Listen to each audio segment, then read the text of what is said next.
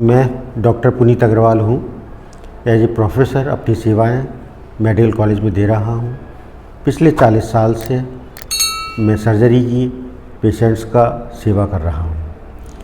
आज मैं आपसे एक बहुत इम्पॉर्टेंट बीमारी के बारे में बात करूँगा जिसको हम पैनक्रियाटाइटिस के नाम से जानते हैं।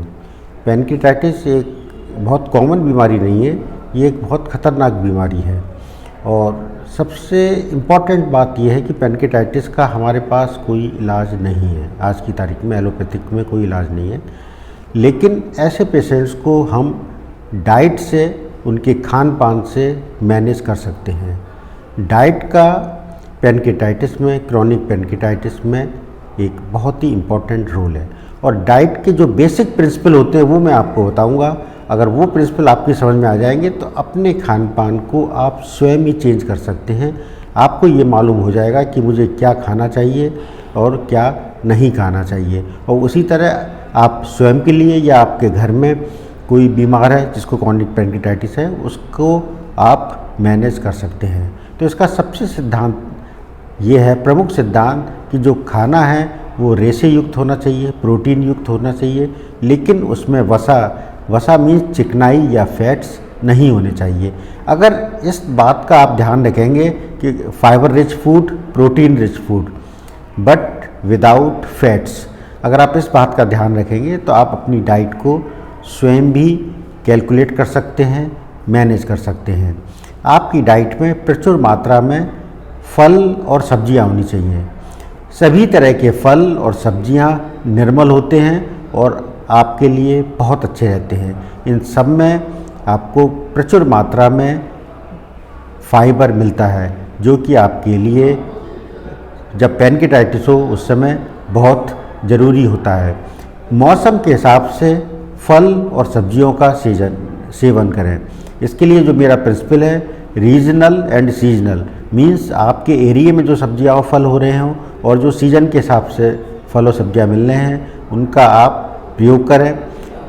बहुत ज़्यादा मिर्च मसाले का प्रयोग ना करें, क्योंकि क्रॉनिक पैनक्रियाटाइटिस में एसिडिटी बहुत सीवियर हो जाती है। क्योंकि एसिडिटी को जो पैनक्रियास से फ्लूइड निकलता है वो काउंटरएक्ट नहीं कर पाता, इसलिए एसिडिटी ज़्यादा होती है। और एसिडिटी ज़्यादा होती है तो इसलिए मिर्च मसाले का प्रयोग कम से कम करें। रेशे खाने का मतलब ये नहीं है कि आप रेशा एक बार में खाते पे खाते चले जाएं। रेशे का मतलब ये है कि रेशे युक्त खाना तो लें, लेकिन उतना ही लें जितना कि आप अच्छी तरह से टॉलरेट कर सकें। क्योंकि अगर एक बार में हम बहुत ज़्यादा रेशा ले लेते हैं तो हम उसको टॉलरेट नहीं कर पाते हैं और हमको इनडाइजेशन हो जाता है और हमारे पेट में गैस बनने लगती है। जो फैट का मतलब होता है किसी भी तरह का तेल, किसी भी तरह का घी और किसी भी तरह का मक्खन, ये सब हमारे फैट में आता है। और इन फैट वाले पदार्थों को हमें सेवन नहीं करना है। जो मीडियम चेन ट्राइग्लिसराइड्स है उनका हम सेवन कर सकते हैं, और इसका सबसे अच्छा एग्जाम्पल है कोकोनट ऑयल। कोकोनट ऑयल का हम प्रयोग कर सकते हैं। ये बहुत ज़्यादा नुकसान नहीं पहुंचाता है, लेकिन इसका प्रयोग भी हमें कम से कम जितना ज़रूरी हो खाना पकाने के लिए उतना ही करना चाहिए। सभी तरह के प्रोसेस्ड फूड जैसे पास्ता है, पिज़्ज़ा है, पेस्ट्री है, केक है, बिस्किट्स हैं, इनका सेवन हमको नहीं करना है। पूरी, पराठे, समोसे, कचौड़ी, दाल मोठ, नमकीन, मिठाई, मैदा, मैगी, मोमो, इस चीज़ का प्रयोग बिल्कुल भी ना करें। एक जो सादा खाना हमारे घर में बन रहा है उसका अगर हम प्रयोग करेंगे तो हमारे लिए बहुत अच्छा रहेगा। किसी भी तरह की शराब, तंबाकू, धूम्रपान, कैफ़ीन, इसका प्रयोग ना करें।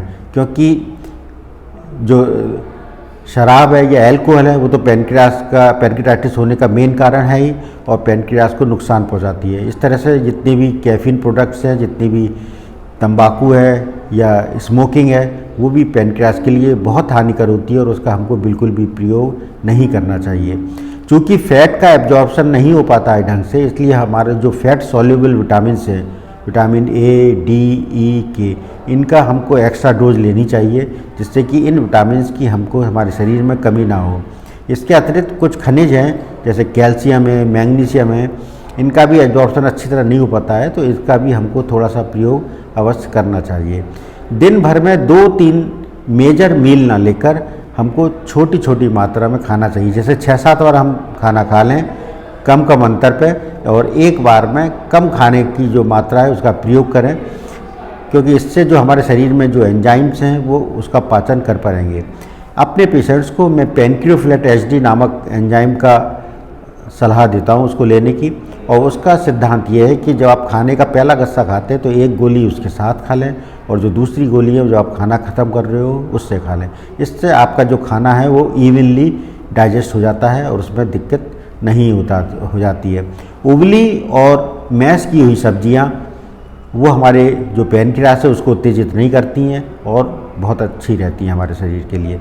अब मैं आपको कुछ प्राकृतिक उपचार बता रहा हूँ, जैसे हल्दी और अदरक। ये नेचुरल एंटी इन्फ्लेमेटरी एजेंट्स हैं जो इन्फ्लेमेशन है, जो सूजन है उसको कम करते हैं। इसका सेवन हमको करना चाहिए। गोले का तेल या कोकोनट ऑयल मैंने आपको बता दिया, ये मीडियम चेन ट्राइग्लिसराइड्स होता है और बहुत कम हानिकारक होता है। इसके अलावा आप पालक और मशरूम भी ले सकते हैं, ये भी हमारे शरीर के लिए बहुत अच्छे रहते हैं, हमारे अग्न्याशय को या पैनक्रियास को उत्तेजित नहीं करते हैं। अब मैं आपसे कुछ खाने के प्रोडक्ट्स के बारे में बताऊंगा, उन फूड्स के बारे में बताऊंगा जो आप जिनका सेवन कर सकते हैं और आपके लिए वो बहुत अच्छे रहेंगे। इसमें सबसे पहला है फलों में एप्पल्स। एप्पल्स में हाई फाइबर होता है, इसमें कोलेस्ट्रॉल को भी कम करता है, ट्राइग्लिसराइड्स को भी कम करता है, इसलिए सेब का प्रयोग बहुत अच्छा रहता है। लेकिन जैसा मैंने आपको पहले ही बताया कि एक बार में बहुत ज़्यादा फाइबर का प्रयोग ना करें, क्योंकि उससे आपको गैस बनने की संभावनाएँ रहती हैं। अब फलों में ब्लैकबेरीज, ब्लूबेरीज और ये जितनी भी चेरीज हैं, दीज आर वेरी गुड। इनमें एक बहुत अच्छा एंटीऑक्सीडेंट होता है रेसवेराट्रोल, मैंगनीज होता है, फाइबर होता है, विटामिन्स होता है। ये जो इन्फ्लेमेशन होता है उसको कम करते हैं, जो फ्री रेडिकल्स है उनसे फाइट करते हैं, तो इनका सेवन हमारे लिए बहुत अच्छा रहता है। अभी जैसे मैंने आपको बताया, जैसे पालक है, स्पाइनच, वो हमारी इम्यूनिटी को बढ़ाता है, डायबिटीज़ मेलाइटस से हमको बचाता है। काले और लेट्यूस सलाद के पत्ते हैं वो हमारे लिए बहुत हैवी रहते हैं। इसके अलावा जो फूड प्रोडक्ट्स हैं जो बीटा कैरोटीन में रिच होते हैं, जैसे शकरकंदी, स्वीट पोटैटो विटामिन सी में, कॉपर में, B6 में, मैंगनीज में बहुत रिच होती है और हमारे शरीर के लिए बहुत, पैनक्रियास के लिए अच्छी रहती है। इसी तरह जो कैरेट्स है वो इम्यूनिटी बढ़ाती है। ऐसा कहा जाता है कि हमारा शरीर का जो डिसीज ढंग है वो जिस ऑर्गन है वो जिस सब्जी के आकार से मिल रहा हो वो उसमें हेल्पफुल होती है। और जैसे हम देखें जो शकरकंदी है वो देखने में अग्न्यास से पैनक्रियास की तरह लगती है, इसलिए पैनक्रियास का पैनक्रियाटाइटिस में हीलिंग में बहुत अच्छा रोल है।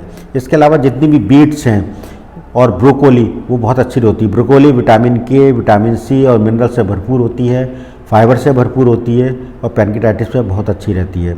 इसके अलावा जो बीट्स हैं उसमें iron, manganese, copper, potassium, bromide बहुत होता है। ये हमारे हार्ट हेल्थ के लिए, ब्रेन के लिए, लिवर के लिए बहुत अच्छे रहते हैं। अब इसके अलावा कुछ बीज होते हैं जैसे पंपकिन सीड और सनफ्लावर सीड्स। ये पंपकिन सीड्स भी बहुत हेल्दी फैट्स होता है, इनमें प्रोटीन और फाइबर से रिच होते हैं। जो सनफ्लावर सीड्स हैं उनमें भी bromide, calcium, selenium, magnesium, essential fatty oils, amino acids, fibre होते हैं और ये हमारे शरीर के लिए, हमारी पैनक्रियास के लिए बहुत अच्छे रहते हैं। इसके अलावा जो नट्स होते हैं जैसे बादाम है, अखरोट है, पिस्ता है, ये सब ओमेगा 3 से बहुत रिच होते हैं और हमारे लिए बहुत अच्छे रहते हैं। आप मीट का सेवन कर सकते हैं, लेकिन मीट के संग जो उसकी जो चिकनाई है, जो फैट होता है वो नहीं जा सकता, जिसको हम लीन मीट कहते हैं वो होना चाहिए। जैसे सैल्मन, टुला, आप मछली ले सकते हैं और चिकन ले सकते हैं और इसको भी अगर आप बेक और ग्रिल कर लें वो अच्छा रहेगा। उसको घी में पकाने की जगह अगर आप बेक और ग्रिल करेंगे तो वो अच्छा रहेगा। अब कुछ लेग्यूम्स आती हैं, जो दालें होती हैं वो बहुत अच्छे प्रोटीन का सोर्स होती हैं, जैसे पीज, मटर, बीन्स, पीनट्स, ये भी प्रोटीन और फाइबर से भरपूर रहती हैं और इनमें फैट की मात्रा कम होती है। जो डेयरी प्रोडक्ट्स हैं, दूध है, इसका प्रयोग आप उसकी जो मलाई है या जो चिकनाई है उसको निकाल कर करें। जैसे आप दूध को रख दें और उसको अगले दिन जब आप देखेंगे उसमें मलाई जम जाती है, उस मलाई को आप निकाल दें और जो आपको बच जाता है नीचे वो आपके लिए, शरीर के लिए अच्छा रहता है। जितने भी होल ग्रेन्स हैं, मोटा अनाज या साबुत अनाज, जैसे ब्राउन राइस है, मिलेट है, अमरनाथ है, बकव्हीट है, बाजरा है, ये सब हमारे अग्न्याशय के लिए, पैनक्रियास के लिए बहुत अच्छे रहते हैं। आशा है आपको को जो बेसिक फंडा डाइट का जो फूड का है वो मैंने बता दिया है। इसके हिसाब से अगर आप अपनी डाइट रेगुलेट करेंगे तो आप क्रॉनिक पैनक्रेटाइटिस को बहुत अच्छी तरह मैनेज कर सकेंगे। Thank you.